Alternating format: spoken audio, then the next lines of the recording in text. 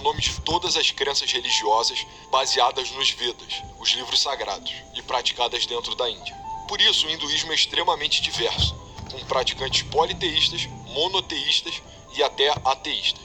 No Brasil são apenas 60 mil fiéis, mas é a religião mais antiga e a terceira mais praticada do mundo. As crenças que distinguem os hindus são o Brahman, uma alma universal que está em todas as coisas, a ideia de que todos têm almas individuais que encarnam no ciclo do samsara, que nossas ações nos fazem evoluir ou regredir na próxima vida pela lei do karma e que o prêmio por uma grande evolução é retornar ao Brahman.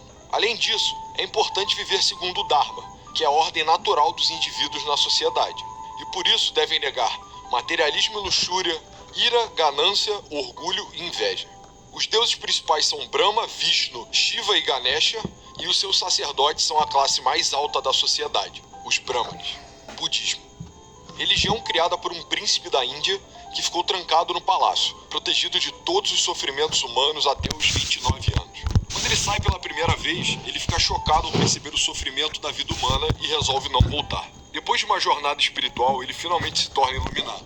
Alcança o Nirvana, quando percebe as 4 nobres verdades: que a vida é sofrimento, que o sofrimento existe por causa de desejo, que existe um fim para o sofrimento e que ele se encerra seguindo o nobre caminho óctuplo, o método para se afastar do desejo. Assim como os hindus, os budistas acreditam em uma versão de karma e samsara, o ciclo de morte e renascimento, e alcançar o nirvana é a forma que...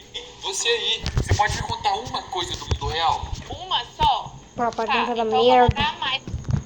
O nirvana é a forma de escapar. Judaísmo é uma religião monoteísta que acredita na existência de um Deus supremo e todo-poderoso. Judeus acreditam que Deus criou todo o mundo em 7 dias, e sua criação mais importante é o homem, feita à sua imagem e semelhança. Originalmente, o homem habitava no paraíso, mas após desobedecer Deus, ele foi expulso, e a história na Terra começa. Depois das histórias épicas dos primeiros homens, Deus fez um pacto com Abraão, que seus descendentes iam formar um povo e viver numa terra prometida. O símbolo desse pacto é a circuncisão. Eventualmente, eles vão parar no Egito, onde são escravizados, mas depois são libertos por Deus através de Moisés. Nessa fuga foi revelada a lei divina, o Torá, onde se descreve a forma como os homens devem viver suas vidas e organizar a sociedade para estar na graça de Deus. Ao chegar na Terra Prometida, os israelitas passam por altos e baixos, enquanto diversos profetas anunciam a vinda de um Messias. Durante o Império Romano, são exilados uma última vez de Israel, têm seu templo sagrado destruído e se espalham pelo mundo. Eles conseguiram manter a fé hoje, preservando a cultura, os costumes, os laços familiares e o estudo das escrituras nas sinagogas. Cristianismo. Lembra dos profetas judeus que avisaram sobre a vinda do Messias? Pois é, os cristãos acreditam em muito do judaísmo, mas com uma diferença central, que o Messias já veio, já foi e que ele ainda vai voltar mais uma vez. Para eles, Jesus Cristo é Deus e foi o Messias. Ele morreu pelos pecados da humanidade, ressuscitou, subiu aos céus e vai voltar de novo para separar quem amou a Deus daqueles que não amaram. Pela Bíblia e pela tradição cristã, Deus se fez homem em Jesus no ano 0, em Israel. Depois disso sabemos pouco, mas Jesus começou a ensinar aos 30 anos e com 33 já tinha sido condenado à cruz pelos homens. Jesus apareceu de novo para os seus discípulos para mostrar não só a realização das antigas profecias, mas para formar uma nova aliança entre Deus e todos os homens, não só os judeus. Por isso, na fé cristã, Jesus foi o sacrifício perfeito para purificar os pecados do mundo e para marcar uma nova era. Depois que Jesus retornou aos céus, os seus apóstolos e seguidores foram ordenados a espalhar a fé por todo o mundo, pregando seus ensinamentos, como a regra de ouro e as outras parábolas. Assim nascem algumas diferentes formas de seguir Jesus. Catolicismo. Literalmente uma das maiores organizações do mundo, com quase 1,4 bilhões de fiéis espalhados em todos os países. A Igreja Católica foi fundada pelo apóstolo Pedro em Roma, o primeiro Papa, e segue até hoje numa sequência perfeita.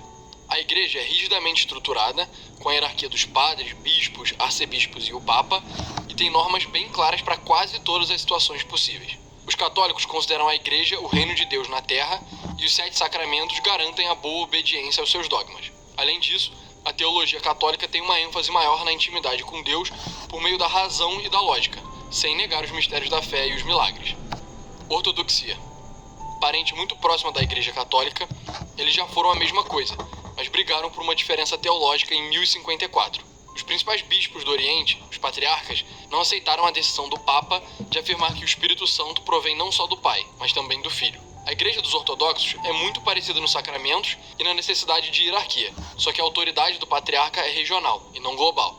Por exemplo, a Rússia tem um patriarca, a Grécia também, o Levante outro, e por aí vai. Teologicamente, os ortodoxos valorizam uma experiência mais direta com o Pai, abrindo mão de racionalizações e buscando uma conexão mais mística com Ele, especialmente através da repetição da oração de Jesus e de práticas de asceticismo. Além disso, na Igreja Ortodoxa, os padres podem se casar, têm grandes barbas e não se reza com estátuas, mas com ícones. Luteranismo. Em 1517, um monge alemão chamado Lutero estava muito bolado porque ele achava que a Igreja Católica e o Papa tinham se corrompido por poder e dinheiro, abandonando o espírito do cristianismo. Ele pregou suas 95 teses, criticando a Igreja principalmente pela venda de indulgências, foi excomungado e acabou começando um movimento de separação da Igreja Católica, a Reforma Protestante, que acredita numa versão um pouco diferente do cristianismo. Eles não acreditam na santidade do Papa e da Igreja Católica, mas que qualquer grupo de pessoas pode formar uma igreja. Acreditam que você alcança a salvação só pela fé, não por boas ações, e que a Bíblia tem muito mais autoridade sobre Deus do que as regras e tradições de qualquer igreja. Calvinismo. O Lutero não foi a única pessoa que resolveu sair da Igreja Católica e criar uma versão diferente do cristianismo. Inspirados por ele, uns caras na Suíça, como Calvino e Zwingli, criaram uma teologia ainda mais diferente. Os calvinistas acreditam que, como Deus é todo-poderoso, ele já escolheu um grupo de pessoas que vão ser salvas, os eleitos, e fez uma aliança com eles. Além disso, eles acreditam numa vida e num culto regrado e simples, com igrejas menos decoradas que as católicas e luteranas. Batistas. São um grupo de protestantes rígidos que surgiu no século XVII, que acreditam na quebra radical com tradições de fora da Bíblia, como igrejas com hierarquia, para focar 100% nas escrituras. Eles acreditam que o crente tem que nascer de novo como cristão e por isso só batizam adultos, que já têm capacidade de entender o que significa seguir Jesus. Os batistas veem o mundo como cheio de pecado e buscam se afastar deles em práticas do dia a dia, evitando coisas como beber álcool e ouvir músicas explícitas. Pentecostais. São a denominação protestante mais moderna, com suas origens no começo do século XX nos Estados Unidos. Hoje em dia, existem muitos grupos pentecostais diferentes, cada um com a sua crença, mas com as seguintes semelhanças. Assim como os batistas, eles dão ênfase no renascimento espiritual, só que acreditam na experiência individual e direta de Deus através do batismo no Espírito Santo, que dá dons aos fiéis, como falar em línguas, e além disso louvam a Deus em cultos carismáticos, intensos e dramáticos. Islamismo. O Islã é a crença na revelação do profeta Maomé sobre o Deus único, cuja palavra em árabe é Allah. Maomé nasceu em Meca no ano de 571 e foi ele que acabou com o politeísmo na Arábia e uniu suas tribos. Seus seguidores acreditam que aos 40 anos ele recebeu uma visita do anjo Gabriel, que fez dele o único mensageiro de Deus, concluindo a tradição que começou em Abraão e que até então estava em Jesus. Depois ele foi para Medina, onde se tornou um rei, e aí o islamismo virou um movimento político também. Por isso, o livro sagrado dos muçulmanos, o Alcorão, tem normas sobre a fé e sobre como governar conforme a vontade de Deus. Muçulmanos acreditam em um Deus uno, que nunca virou homem, que não pode ser representado e que exige submissão total. No dia do juízo final, eles vão ser julgados segundo a sua obediência. É fundamental negar outros deuses, rezar 5 vezes ao dia em prostração, fazer caridade, não tolerar a usura, fazer jejum durante o Ramadã e, se possível, fazer pelo menos uma peregrinação até Meca na vida. Logo após a morte de Maomé, os islâmicos conquistaram boa parte do Velho Mundo, mas eles também têm suas divisões entre si. Sunitas. O maior grupo muçulmano, eles são 83% da religião e surgem logo após a morte do profeta. Os sunitas optaram por apoiar a sucessão de Abu Bakr, um amigo e conselheiro de Maomé. Nessa corrente, além de consultarem o Alcorão, também se consulta a Sunna, um registro dos costumes de Maomé e a opinião dos grandes imãs, sábios e estudiosos da fé. Xiitas. Não, eles não são mais radicais. Xiitas são mais ou menos 16% dos islâmicos. Diferente dos sunitas, eles escolheram apoiar a sucessão de Ali, primo e genro de Maomé.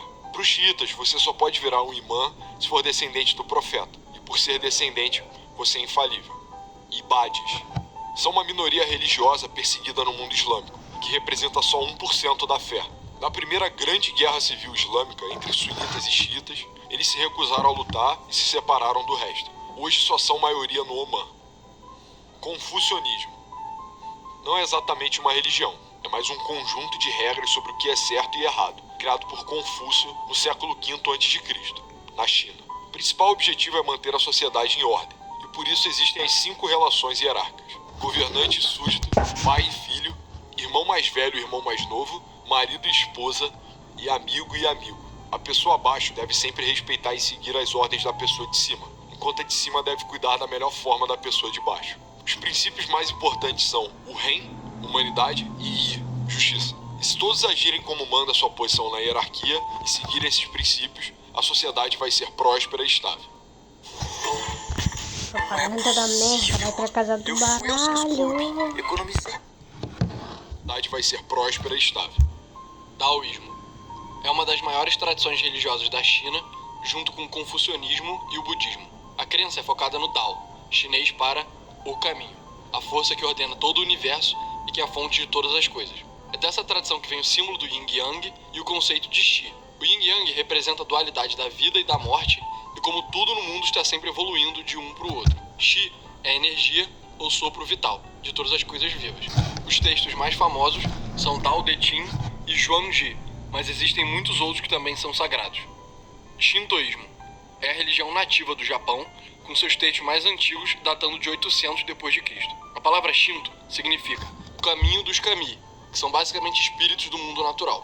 Tudo, desde rios, montanhas, até doenças e cabelo, tem um kami específico, que são expressões de Musubi, a energia criativa do universo que une todas as coisas. Existem muitos rituais, sendo o mais importante o Harai, que remove a poluição espiritual das pessoas. As rezas são feitas em santuários, onde os kami habitam.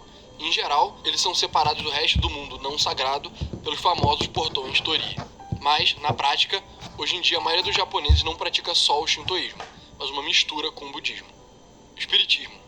O espiritismo é a fé revelada por Allan Kardec quando ele publicou o Livro dos Espíritos. Na Europa daquela época, aconteciam manifestações espirituais por todos os lados. Mesas que geravam sozinhas, tabuleiros para falar com os mortos e médiuns.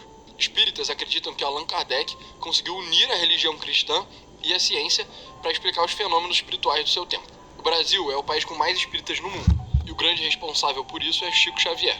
Existe um debate sobre se a fé espírita é cristã ou não, que eles não acreditam que Deus é uma trindade, nem que Jesus é Deus, mas o homem mais evoluído de todos os tempos. O que diferencia os espíritas é a crença em reencarnação, evolução espiritual, vida após vida, e a capacidade de se comunicar com os espíritos desencarnados.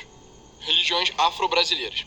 Esse é um termo que engloba várias práticas sociais, culturais e espirituais herdadas dos escravos africanos que vieram para o Brasil. Mas, via de regra, elas estão ligadas de alguma forma ao culto a um panteão de deuses africanos que protegem e exigem compromisso dos seus filhos através de oferendas e atos de serviço. Duas culturas africanas mais influenciaram o Brasil: os Bantus de Angola e do Congo e os Yorubás da Nigéria. Mas, desde que essas práticas chegaram aqui, elas se misturaram com religiões europeias, como o catolicismo e o espiritismo. O grau dessa mistura varia de corrente para corrente. Alguns lugares associam os orixás, os deuses africanos, aos santos católicos, como Santa Bárbara, São Jorge e Santo Antônio. E outros já tratam direto com os orixás, como Ogum, Oxóssi e Iemanjá.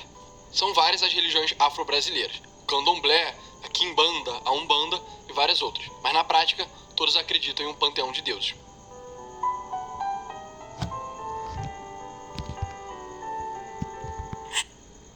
Gente, não esquece de deixar o like e se inscrever no meu canal, gente. Comente aqui embaixo qual é a sua religião, gente. Tchau. Até mais vídeos.